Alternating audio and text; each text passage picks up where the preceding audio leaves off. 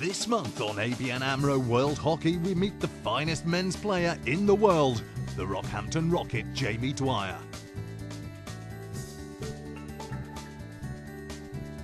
We go face to face with one of the greatest women's players of all time, the beautiful Luciana Aymar.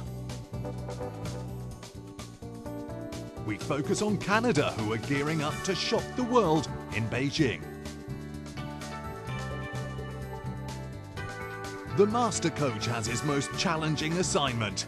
Can he get Indian hockey back to the top? And a visit to the Emerald Isle, Sri Lankan hockey looks to take baby steps up the ladder of success.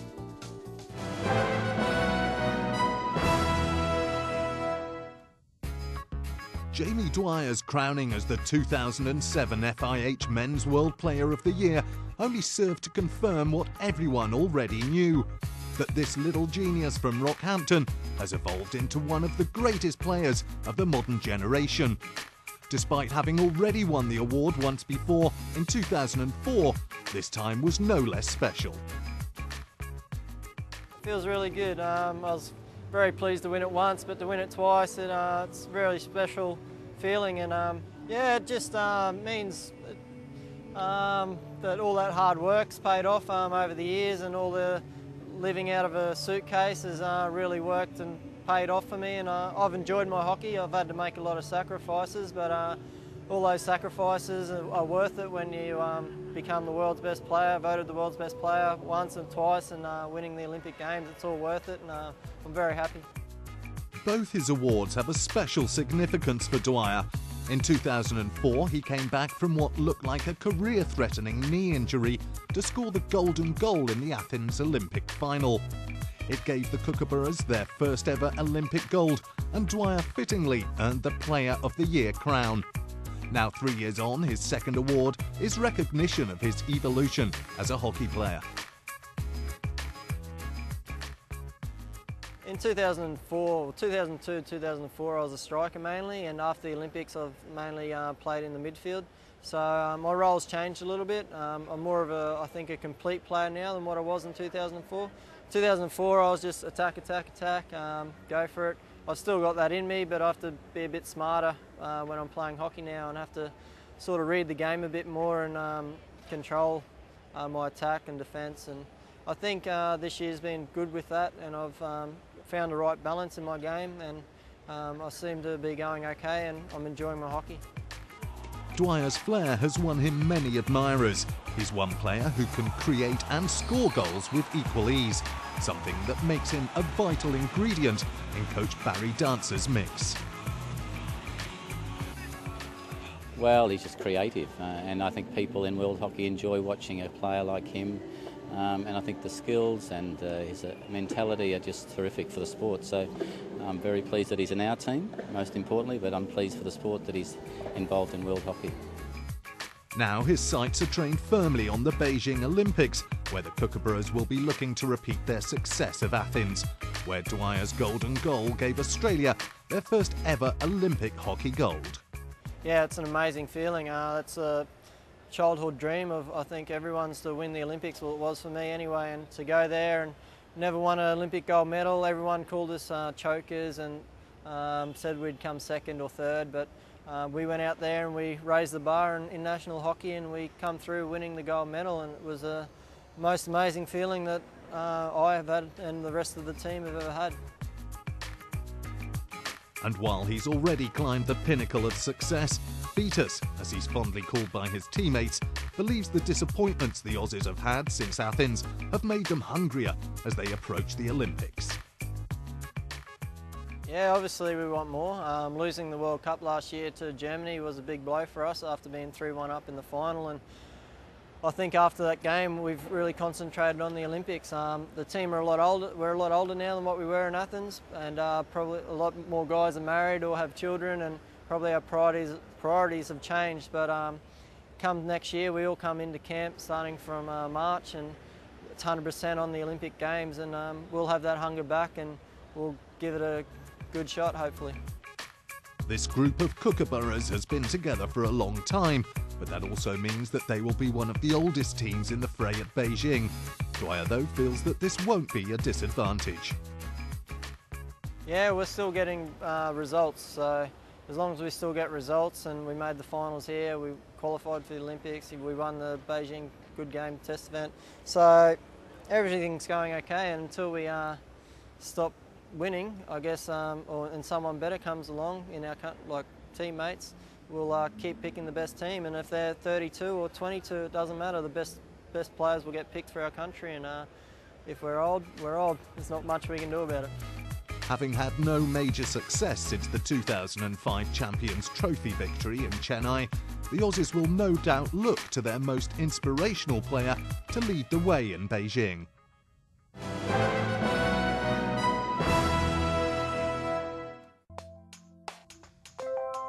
Having shocked Argentina to win last year's Pan American Games, Canadian hockey is on a high.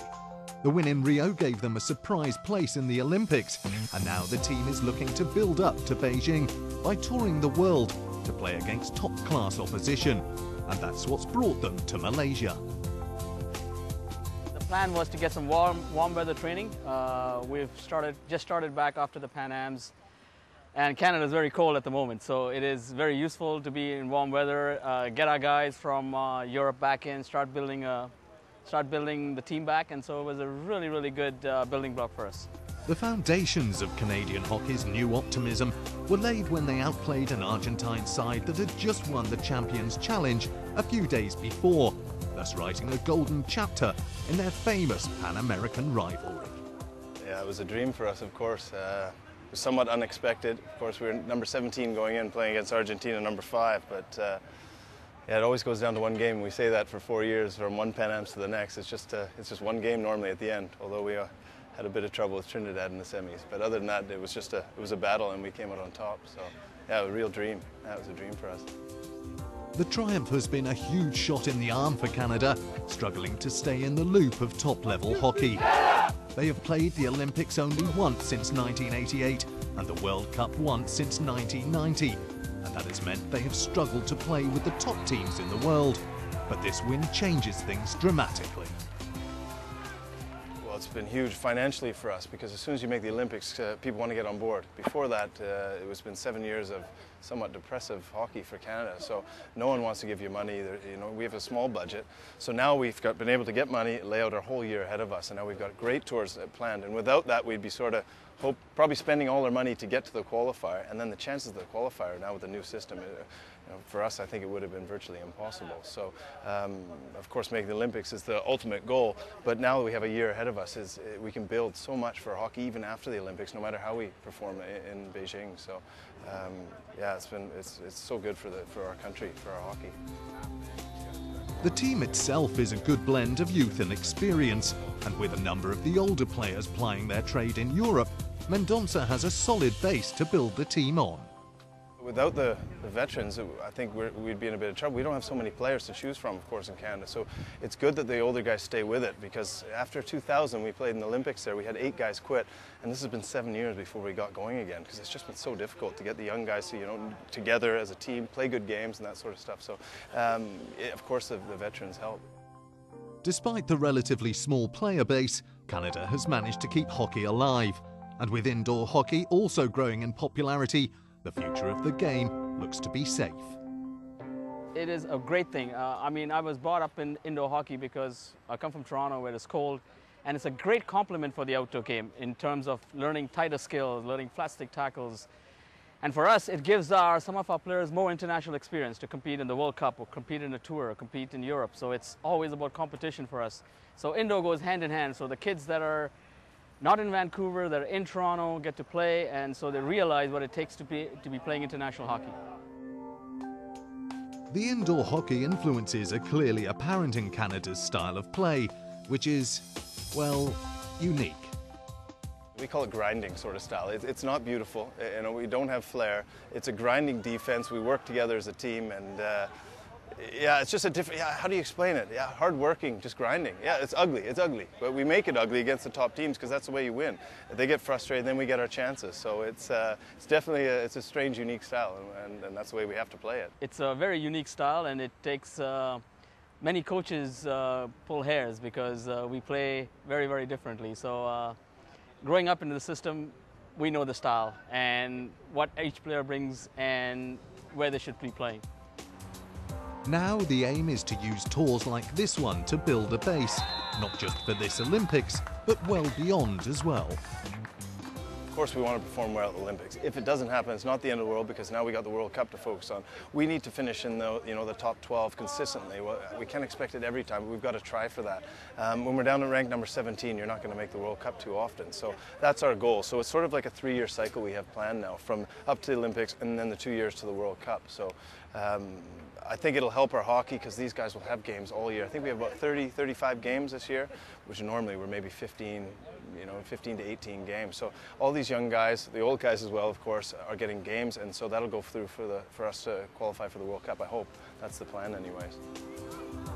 The immediate aim, of course, remains Beijing, and Canada's history in the Olympics hasn't been great. They haven't finished any higher than 10th, and that's something this team is looking to change in a few months. We want to finish top 8. We want to finish top 8. And, well, judging by this tour, we got a lot of work to do, but there's lots of time. So I think top 8 is winning 2 games in your pool, and that's always possible. We came so close last time in Sydney, so there's no reason why we can't do it this time. So that's our goal, top 8.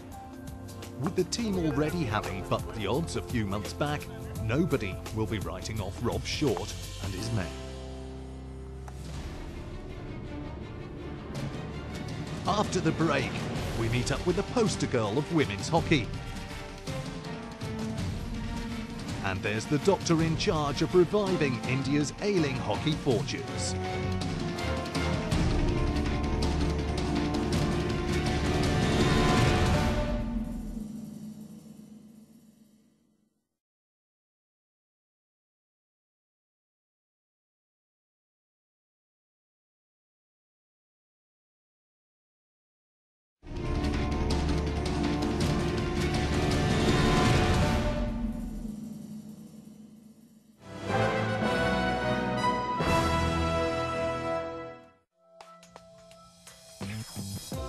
At the age of 30, Luciana Aymar is the undisputed queen of women's hockey.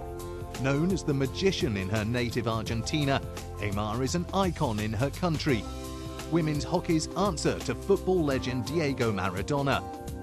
No wonder then that she has ended up being the most admired player in the game, winning the FIH Women's Player of the Year award for the 4th time in Kuala Lumpur recently. I feel very good. I'm very happy.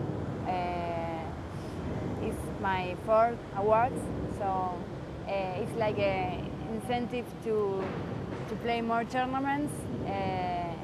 I think this award is like an incentive for any sportsman, so I'm very happy. It's an award that she's won with almost boring inevitability, but she's quick to scotch any belief that she might be tired of adding another prize to her trophy cabinet. No. For me it's not boring. I think there's a lot of good players in the world. I like a lot of players. I have 30 years and I still learn a lot for all the players. For me it's like I said before, it's like an incentive. It's very important to have this award, and I'm very happy. It's a great reward for a girl who showed her dedication to the sport early in life when she had to travel all the way from her hometown of Rosario to the capital Buenos Aires to continue her development in the sport. All my life I was traveling to Rosario by Buenos Aires by bus. It was hard because I traveled 4 hours to training in Buenos Aires. But now I'm playing in Buenos Aires for a league there. I've been playing in Germany, in Spain, and I think they have a good leagues, but Buenos Aires too now. And for me it's a good training to be in Buenos Aires because I have the chance to training with the national teams. If I live in Germany or in Holland and I play there, I don't have that chance to training with the national team. While she's undoubtedly the world's finest player, she hasn't quite had the trophies to show for her talent. The only top-level title that Argentina have won is the 2002 World Cup in Perth, and in recent times they've fallen well behind the all-conquering Dutch. I think Holland have the most important league in the world. They have a good player. They play very well like a team. They have good individuals, but they play very well in the team. I think they make the difference because of the league that they have. She is hopeful, though, that by the time the Olympics come round, Argentina would have settled into a team capable of challenging for the gold. Success in Beijing will be a fitting end to a great career, but if they fail once again, will that entice AMRO to stay on for another crack at the biggest prize in world hockey? No, I don't think so. I think Beijing will be my last Olympic Games. After the Beijing, I think we will continue with my club. I don't know where. I think in Quilmes, maybe not, but I would like to play someday in my first club, in Rosario. I would like to stop playing there. If AMRO does decide to quit international hockey after Beijing, the game will miss one of its finest ambassadors.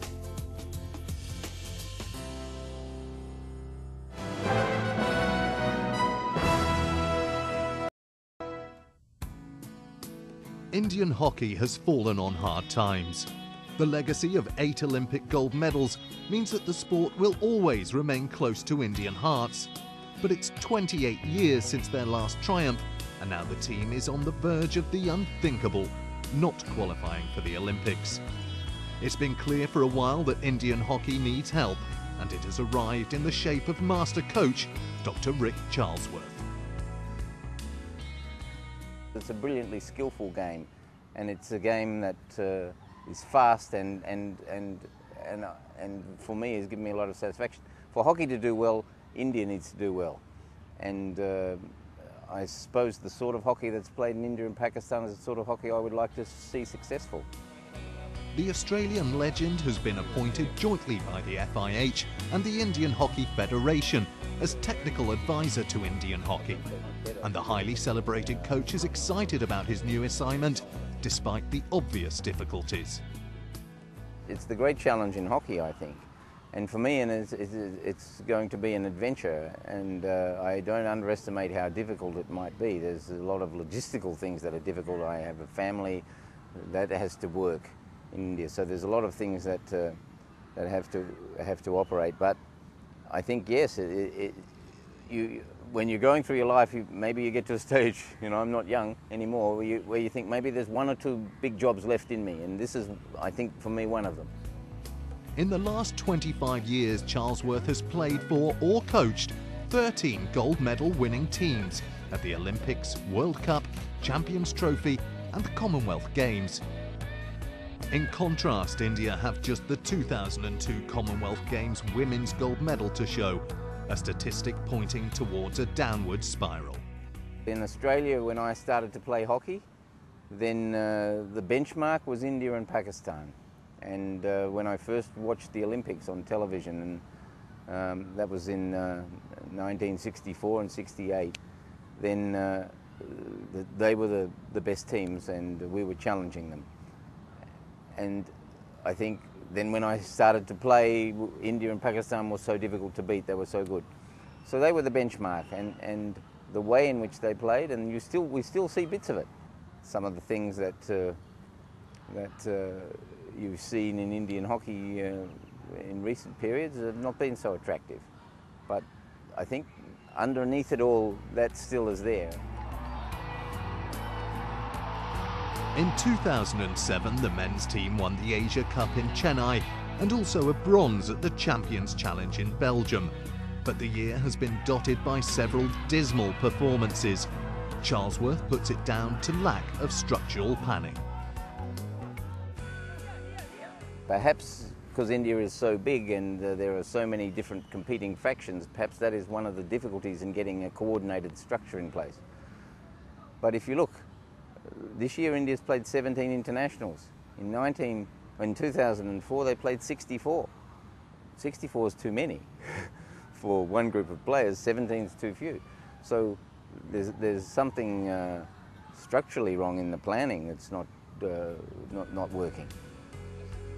The former Australian captain realises the importance of physical fitness in the modern game, having shed 20 kilos in the space of just 6 months as part of the personal fitness regimen. The Indians have faced flack in the past for running out of steam, and Charlesworth says this is just one of their many problems. It's definitely not one thing, it's a range of things. And to be challenging at the very top, you have to get all of those things right. You have to have the fitness, you have to have the technical skill, you have to have the tactical nous. You have to have the mental strength, you have to have the cooperation and teamwork. You have to get each part of it right, and there's a bunch of details. Fitness is not just about speed, it's also about strength, it's also about stamina, and the way in which you play and the tactical things that you do are related to that too. So everything meshes together. The Indians will now be focused on the Olympic qualifier in Chile, and while Charlesworth's immediate impact on the team's performance remains to be seen, the future of Indian hockey looks set for a sea change.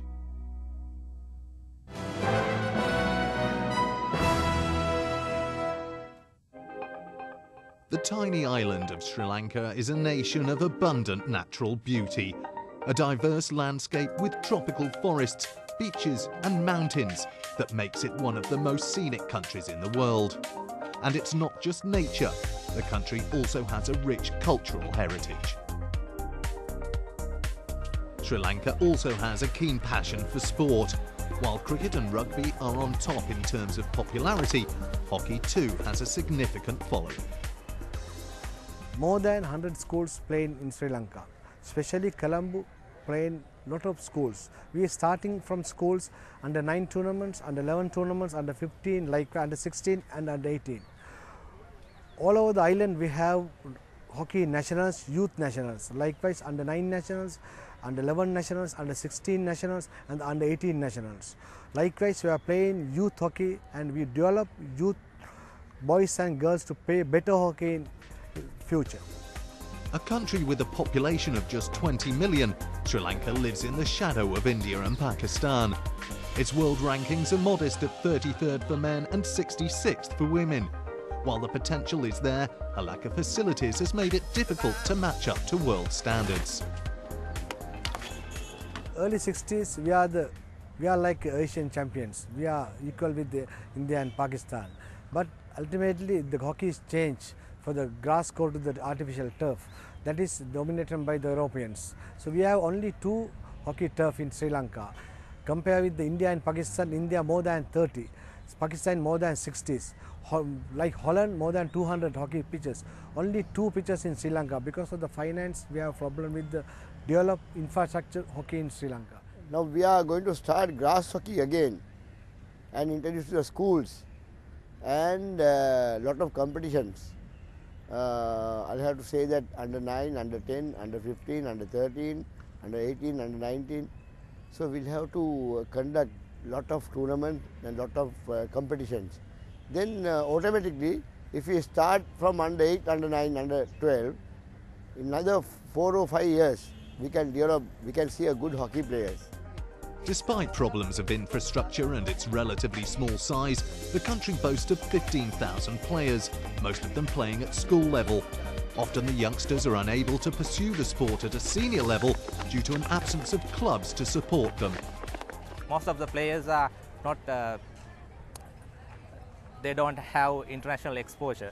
Actually, we had matches, we realized that also, because we need a good playground. You can see these are our facilities. But if you improve this game, we should have more facilities, more funds to develop people.